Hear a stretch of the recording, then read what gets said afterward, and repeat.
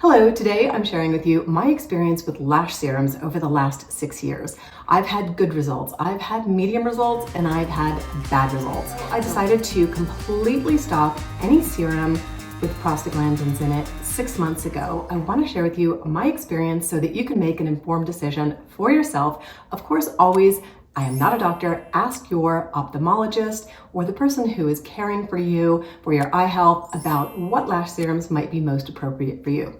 At 52, I stumbled upon Bimatoprost. Bimatoprost is the prostaglandin serum that is the generic form of Latisse, used for glaucoma originally, and they realized the side effect was lash growth. So they quickly reformulated it into a serum that could be used along the lash line and the brow line to darken the lashes and the brows, make them thicker, and make them grow longer. I'm going to show you a picture here of how my lashes looked about 6 or 7 years ago. They were short stubs. My mom has the same ones. They're just the lashes I was born with. But I was like, wow, can these be transformed into those long, luscious lashes that I see some people have? I never wanted to wear lash extensions. I've heard a lot of cons about them, and I just knew that my very fragile lashes would never be able to hold up under the extensions. So I thought, oh, a serum that can grow my lashes would be fantastic. Bimatoprost is prescription. You need to be followed by a doctor because it has the potential for eye irritation, for changing the iris color of your eye, which my ophthalmologist has never run into. It's extremely rare, but you have to know the risks. In some clients, not everyone will experience any of these, but you do have to know the risk. And then over the last, I would say, year and a half, studies have come out showing that prostaglandin in the formula I was using was causing orbital fat loss.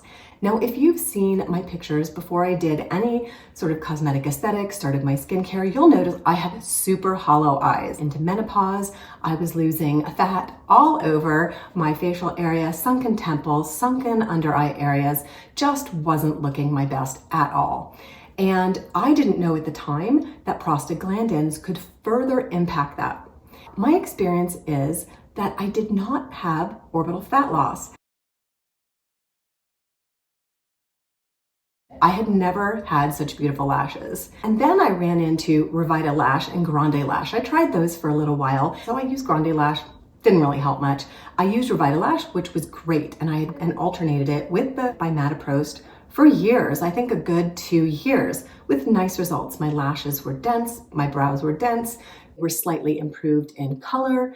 So I was very happy with that combination until most recently they came out with the studies about the fat loss. And I did the reading and wow, it really seemed like that was a consequence of using prostaglandins. I also want to caution you, if you're using a prostaglandin-based lash serum over the counter, you want to make sure that you're monitoring for side effects because you're not necessarily being tracked by a physician, as opposed to Bimatoprost, where you're being tracked by your physician because it's a prescription formula.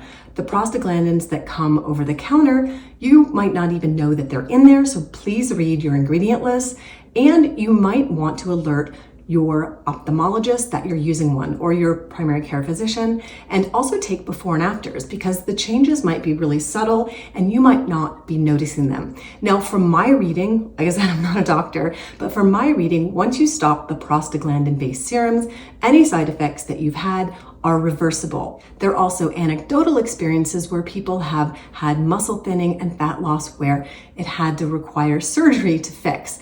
Like I said, if you're using a prostaglandin-based serum, monitor yourself closely for any side effects and any changes, take before and after pictures, and let your doctor, your physician know that you're using a lash serum. That way they can also watch for changes and help you out.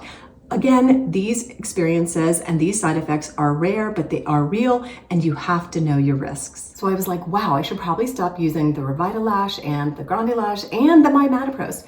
I was kind of hesitant because honestly, I've told you guys before, I'm really vain about my lashes. Once I was able to grow them thick and long, I had such great results with the Bimatoprost. I was like, oh, I really don't want to switch.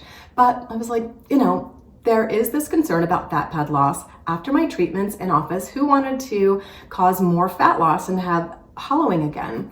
So I decided to completely stop any serum with prostaglandins in it 6 months ago and dedicated myself to doing a trial of 6 months of a lash serum that did not have prostaglandins in it.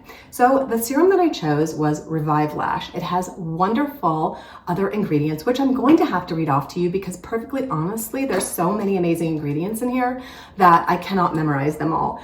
And I have my glasses with me today. So I'm going to read off the ingredients in this serum because I was really surprised at the quality, because not all lash serums have the type of ingredients that this product has.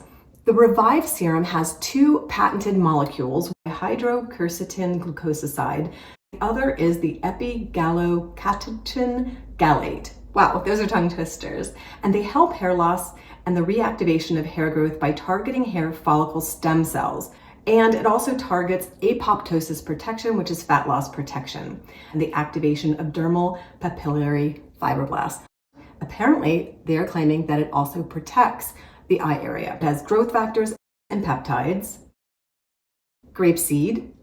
They also have copper peptides, which I had no idea until I actually read the ingredient list. Now, sometimes copper peptides can be irritating. I did not experience any irritation with the copper peptide in this formula. So I just wanted to share with you all the amazing ingredients that are in the Revive Lash Serum, and they've taken out the prostaglandin. I'm going to show you before and afters. I was a little bit disappointed. I was hoping that I wouldn't lose any length or density. So I have made a decision for me personally to use the Revive Lash, but considering that it really didn't help my lashes retain the length and density, I'm also going to go back to the way I was using a lash serum and my Bimatoprost before starting the 6-month trial. I'm going to alternate them. If I notice any irritation, if I notice any volume loss, I'll discuss with my ophthalmologist about stopping the Bimatoprost.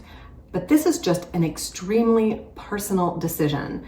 Like I said, you have to weigh the risk factors. And for me, I'm going to really be honest, I am really vain about the long lashes that I got using a prostaglandin serum like Bimatoprost. They were long, they were gorgeous. Sometimes people will experience like 1 or 2 long lashes with Bimatoprost and they look spiky and they don't really look that flattering. Everyone seems to have a very unique response to a prostaglandin serum. Given kind of the reduction in response and the fact that I've kind of lost my really long lashes, I've decided to go back to using these alternately. Like I said, it's a personal decision. I can't tell you what to do. Do your research, talk to your ophthalmologist. I've talked to mine. He has no problem with me using Bimatoprost. I don't have any worries personally, but you have to weigh the cost and benefit analysis for yourself. And I got a very full lash line using them as opposed to the spikes. But I honestly think it's the way I applied it. I've done a video on how I apply it. I apply it very sparingly. I use a little tiny brush. You can get a set of brushes off Amazon, but you need to use brushes that aren't as wide as the ones that come with it. The brushes that come with Bimatoprost, they're wide, they deposit too much, it leaks into your eye area, and I'm wondering if that could be the issue that people are having, because those brushes, excuse my language, suck. They're not good, and they just don't deposit the lash serum evenly. And for me personally, I honestly think that could be the cause of increased irritation and perhaps what people are seeing in the loss of fat pad loss. I can't say for sure. This isn't an experiment. It's just my own anecdotal experience. I also wanted to mention, if I didn't before, that I was using the Revive Lash on my brows, and those have gotten a lot sparser, a lot lighter than when I was using the Bimatoprost. I have no worries at all about using Bimatoprost on my brow area because there's no potential for it to drip into my ocular area and cause fat pad loss. I've never really had a concern about using the Bimatoprost for my brows, but I thought I would give you guys a full 6-month trial using just the Revive Lash. Are they better than they probably would be without using the Revive? Absolutely. Both brows and lashes are better than nothing. But like I said, I'm a little bit vain and I had such beautiful results with the Bimatoprost and really no side effects. I'm gonna go back to alternating these two.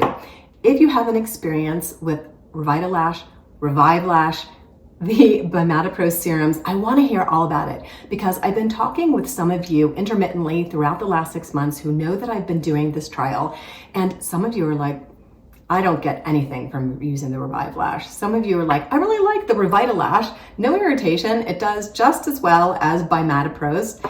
There's definitely a constellation of opinions and results with all of these lash serums, and you may just have to do a little bit of trial and error on your own. As with a lot of skincare and beauty products, it really comes down to the individual and how they respond to the various products. But I wanted to let you know that I am going back on an alternating schedule using these two, and I intend to see my lashes and brows get darker, thicker, and grow longer. Thanks very much for watching, and wishing you all a skintastic day.